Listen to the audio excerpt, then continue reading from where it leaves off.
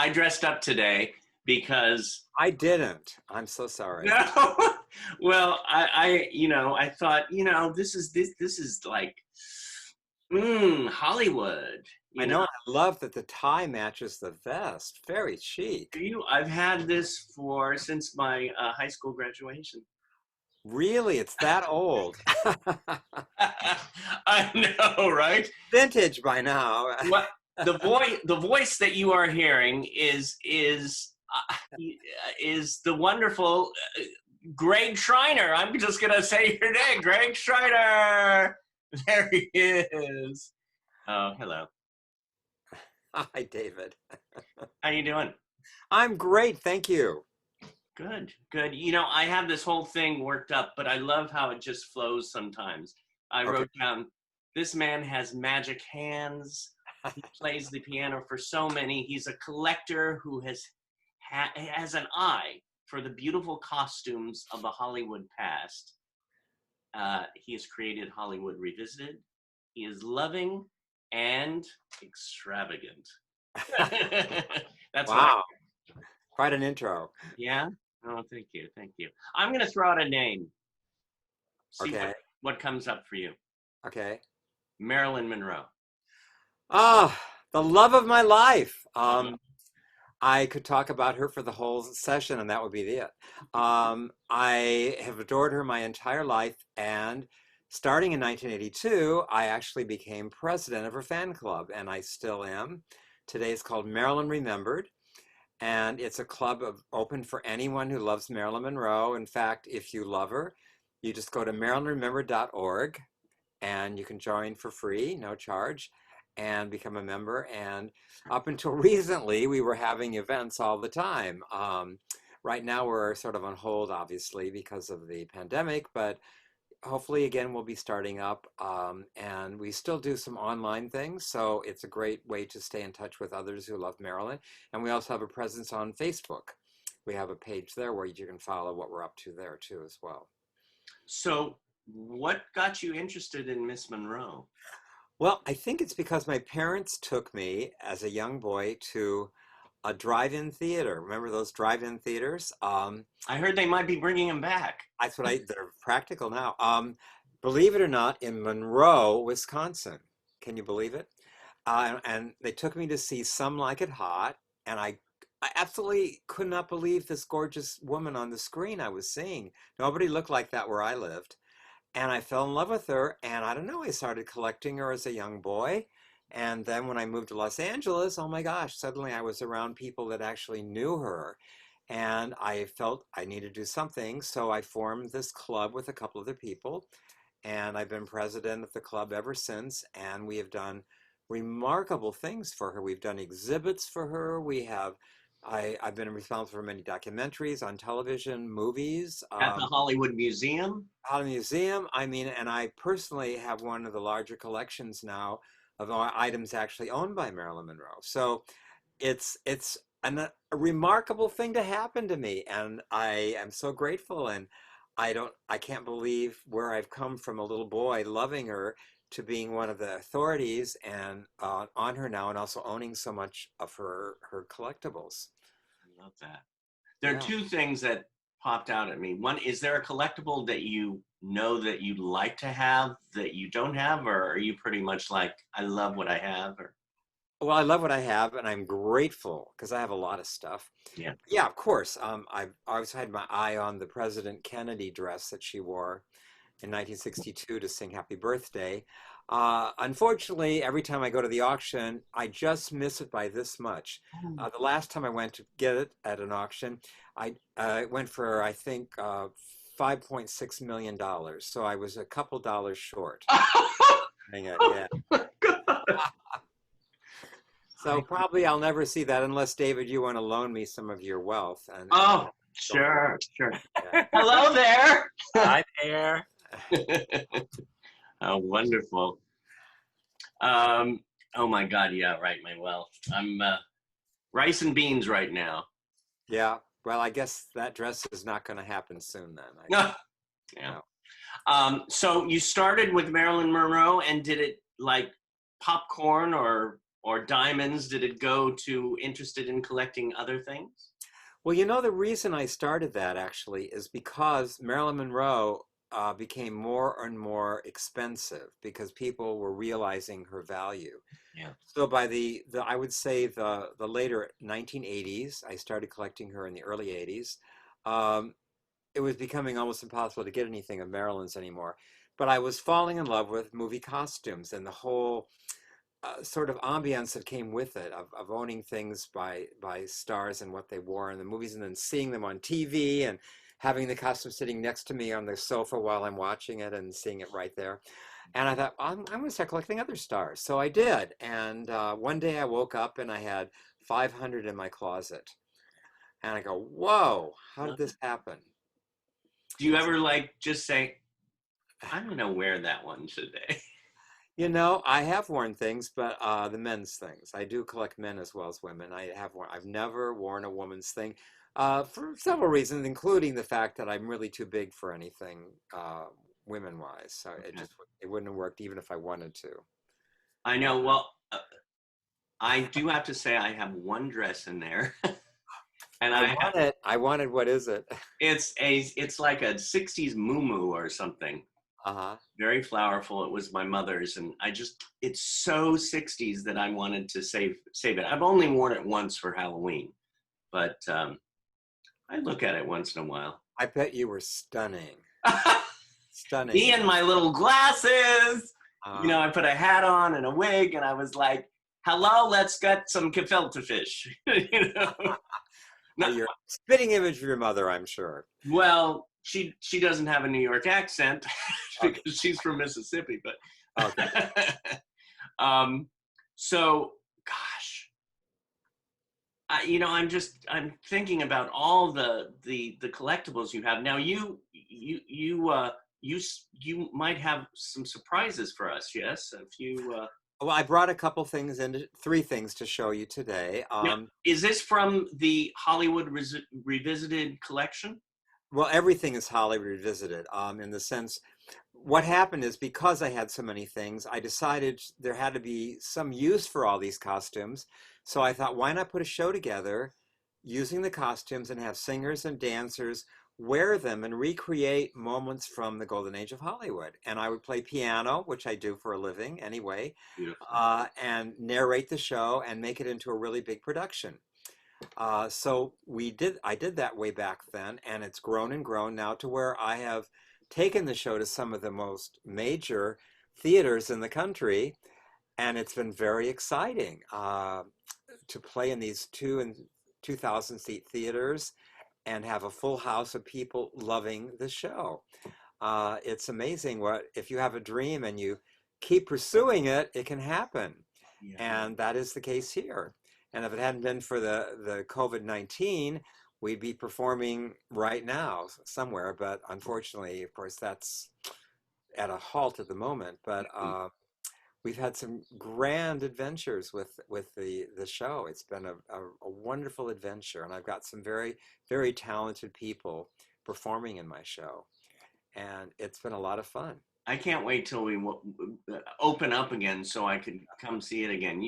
I think the last time you were doing it in Palm Springs, I did it at the Annenberg, was one of our last shows we did before everything shut down. Yeah, at the beautiful Annenberg Theater, and very successful. And we're supposed to be back there again next year, so we'll see, right. Depending on what happens with all of this. Yeah. By the way, what's your cat's name? I don't have a cat. Really? Uh-uh. Oh, a dog. I saw some kind of animal in the back, and it looked like a cat. I have 3 dachshunds, miniature dachshunds, Lucy and Fergie and Missy. Oh, of course. I've been there, so I should know. You've seen them, definitely. They're gorgeous. They're gorgeous. They are. And beside all the collecting that you do, I want to thank you. I'm jumping a bit, and I'm going to come back, but you are a master piano player, and to have you play for me and play for everyone out there that comes to you, it's you brighten them up. with you. Well, may I say on behalf of you, it's easy to play for you because you're musical and talented, and those kind of people. It's not an effort. It happens. It's easy for me. You make me look good, Oh. sound good, because you're so good, and that helps a lot. We go together like so yes, let's see these outfits. Okay, I have three for you. The first one was worn by Betty Davis Yes. in a movie called All About Eve. And it's a very famous dress. And in this particular scene, she's at a party and she comes down the stairs to greet everybody. And she looks out at the crowd and she goes, "Fasten your seatbelts. It's going to be a bumpy night." That's the dress. And here's the dress. I'll see if I can get it in the screen for you here. Okay. I love it. I love it. Okay. Thank you for this. This is exciting. This is fine. So are you sort of seeing this? I hope you can. Yes, that's the dress. This is the dress. Cool. And interestingly, it was actually made for Claudette Colbert. She was supposed to be the star of the movie. And she had to bow at the last minute because she hurt her back. Oh. So Betty Davis stepped in her place, and the dress did not quite fit Betty. And they didn't discover it until it was almost too late, and the shoulders didn't stay up, they fell off. Right. Betty loved the way it looked that way, so that's why they left it in the film. The shoulders are off rather than up where they should have been. So it's kind of fun that little story, and it's got mink cuffs and mink pockets, kind of fun, and very voluminous. You can't see all of it, but it's a huge skirt, and of course she looks fantastic in it. So it's a great story. Betty Davis is All About Eve. All About Eve. That's the movie. A grand movie, one of the best. Oh, and Edith Head creation. Oh my God, that in itself is a. Well, that's a fun one. That's amazing. Thank you for that. Then I brought a male costume because I figured you needed to see that, and hopefully you can be showing the video or the stills of them. Oh yeah, we're showing them. This is a costume from a movie called Shakespeare in Love. Yes. It's Joseph Fiennes' Romeo costume. Oh my God. See here. It's absolutely stunningly made. Beatrice Dawson made it, and she won the Academy Award for Best Costume Design. It's really gorgeous costume. Of course, he really filled it out beautifully too, if you remember in the movie. Yes. Yeah, so that didn't hurt either. Tell me, Yes. Is that a costume you've worn? Yes. I tell you, I wanted to jump right through that screen into that costume right now. I can actually say I've been in Joseph Fiennes' pants. Oh! You may want to edit that out. I don't know. No. Why not? Why? It's perfect. It's such a gorgeously made costume that I thought you would appreciate that aspect of it. It's really stunning. That really is stunning. Wow. Oh, and I love the colors. I mean, blue is my favorite, but then with the gold, it's amazing. Gold, and then it's got jewels and beadwork and things too. It's just really, really stunning. And then to conclude, I brought, I think, one of your favorite stars and mine, Barbra Streisand. This is from Funny Lady, excuse me, Funny Lady.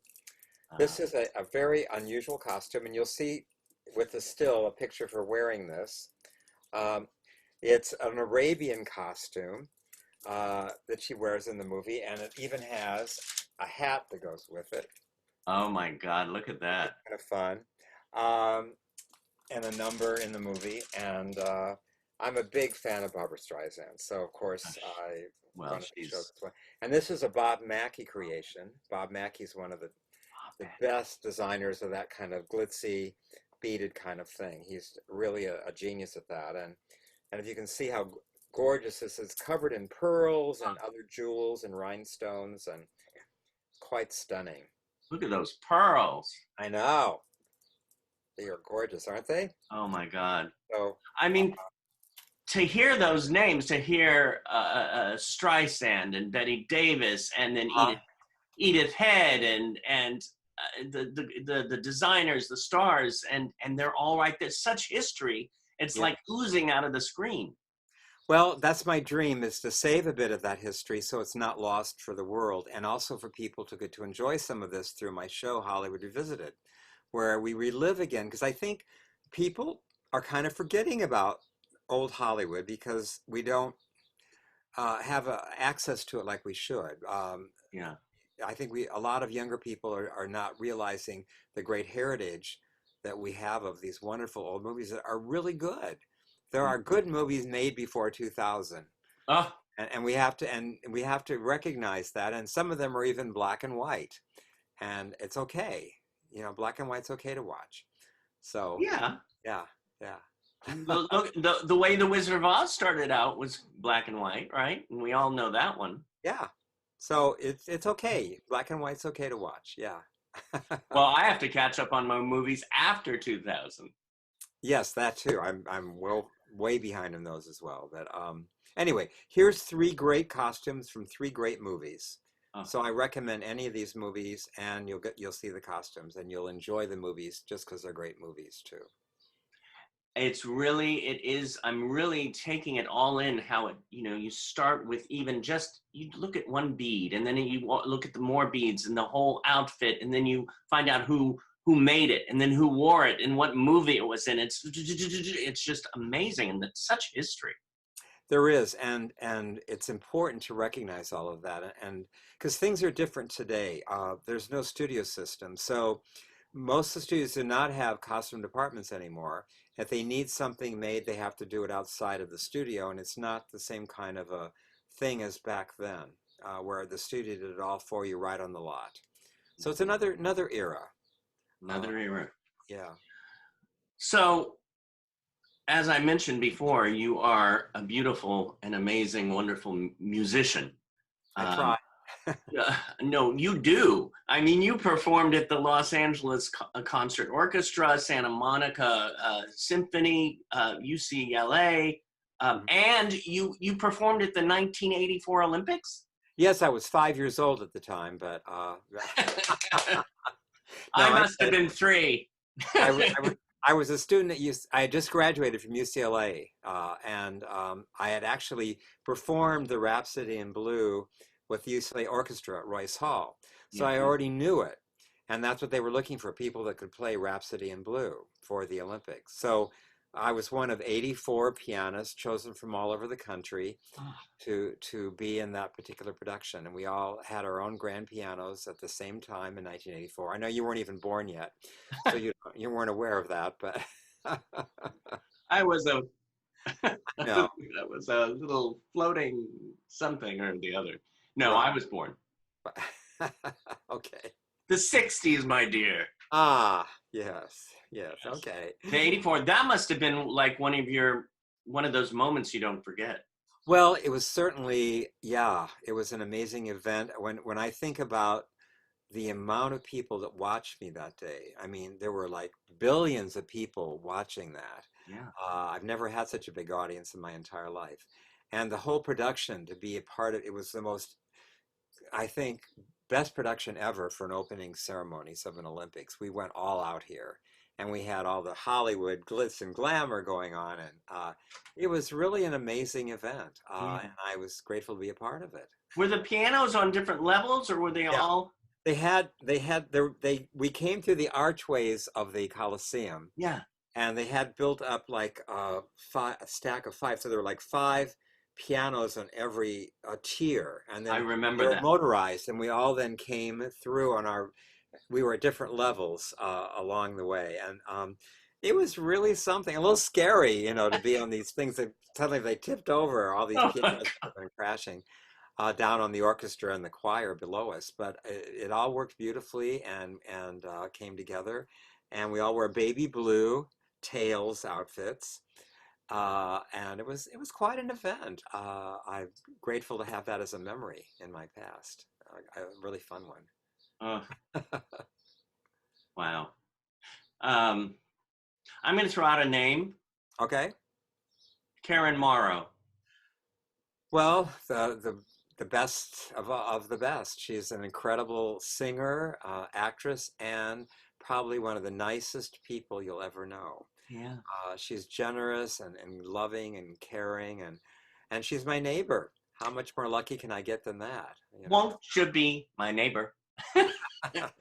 and she is. It's like Uh, a dream come true. So I'm grateful to have her into my life, and I've been, I think, playing for her now. I want to say 25 years. For her class, and it's just been it's like I would pay her to do it. It's an amazing event to work with her and to learn from her and the people that have come through that have worked with her and what she does. She's a genius. Aside from being an incredible performer, if you ever watch any of her videos, you realize, and I've seen her in performance as well, she's just phenomenal. It doesn't get Powerhouse. better than Karen Morrow. Yeah. Well, I mean, she was one of the first people that I connected with for a class when I got to Los Angeles when I moved here. And I think I was playing for it even back I then. think so too, and that's probably where I met you. Probably. Yeah. Um, Now you've also performed for the PBS series In Search of Wisdom. You've done some bio research. Yes. I did that. It was an interesting series on psychological issues, and I played the Shostakovich piano concerto for that event. God, you could play for me because I have a lot of psychological issues. Nothing wrong with them. Just Yeah. give me some background music for my emotion at the time. It was an interesting series and very well done. So I was really pleased to be a part of that. That was really a cool thing to do. And you were the composer and performer for Masters of the Silent Screen. I was. That was a 21-hour series. I did 21-hour shows. It took a whole summer to do of accompanying old silent movies. And it was just such fun. I got to see all these great old movies, and then they put it together into a series, which was not only broadcast on PBS, but it was also given out to universities around the country as a class you could take to Yeah. learn about old movies. And I don't know if it's still playing anywhere anymore. I doubt it. That was a long time ago, but it was very well done. And I got to learn how to do that sort of improv thing that you do with old movies where you play along because they didn't have music. So every theater in the country would have a pianist playing along while the movie was going. So I was sort of doing what all those pianists used to do back in the days when that's all there was silent movies. Wow. And they would complement what was on the screen with what you were playing in the music. Yeah. And Yeah. it was fun.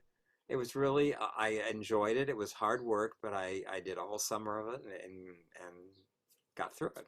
Well, it seems like you followed your dream in life. Well, I got to do a lot of fun things. I always wanted to be a movie star. Mhm. Never achieved that goal exactly, but through what I do, I'm a performer now, and I have actually been in several documentaries on television, and I was even in a movie in the sense that they made a movie about the club, Marilyn Remembered, which is an hour and a half one. It played at the Egyptian Theater in Hollywood, and it's a good movie. And so I got on the big screen at least once. Oh, wow. What right now, what is your biggest dream? I think to be able to perform again right now. I mean, that's my wish anyway. As far as dreams go, you know what? I've had a rich, full life. So aside from still hoping I'll be a movie star, I think I'm very happy doing what I'm doing because I love everything I do. I teach at a college, Santa Monica College, and I perform with my show, Hollywood Revisited. I'm president of the Marilyn Monroe Fan Club. I work with Karen Morrow. I mean, and I've got a fabulous church that I'm organist at. Yeah. So I feel like I have been incredibly lucky with my life, and I'm doing a lot of wonderful things with a lot of wonderful people. And how many people can be any happier than that? I don't know. It's like you got everything you need. I just want to start performing again. You will. Hollywood Revisited is a stunning musical and dance review, which showcases a dazzling lineup of costumes actually worn by the stars in the original Hollywood films. Hit me, hot, watch me bounce, hit me when the hot done watch. Set to the lush and classic music of old Hollywood, sung and danced by top performers from Hollywood and Broadway, Hollywood Revisited is a unique and entertaining musical spectacle where you get to see, experience, and learn about the one-of-a-kind costume creations of Hollywood's golden age. Greg Schreiner, the creator and host of Hollywood Revisited, is not only a classically trained piano virtuoso, but is also one of the foremost collectors of Hollywood's wardrobe treasures. Greg's legendary collection of over 350 unique designs has appeared in museums all around the world. Fasten your seatbelts. It's going to be a bumpy night. I feel groggy and weary and tragic, punchy and bleary and fresh out of magic, but alive. You know, I just flew in to be here, and boy, are my arms tired.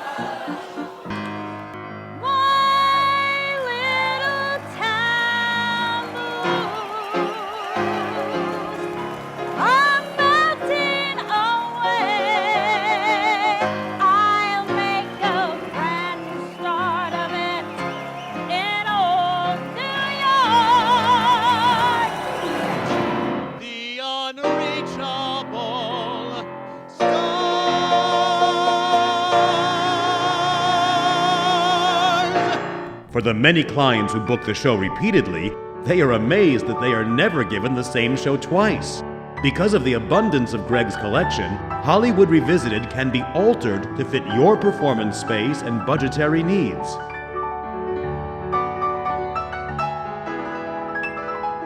The greatest star! Oh, do you like them? These are my summer diamonds. Some are, some aren't. Baubles, bangles, and beads.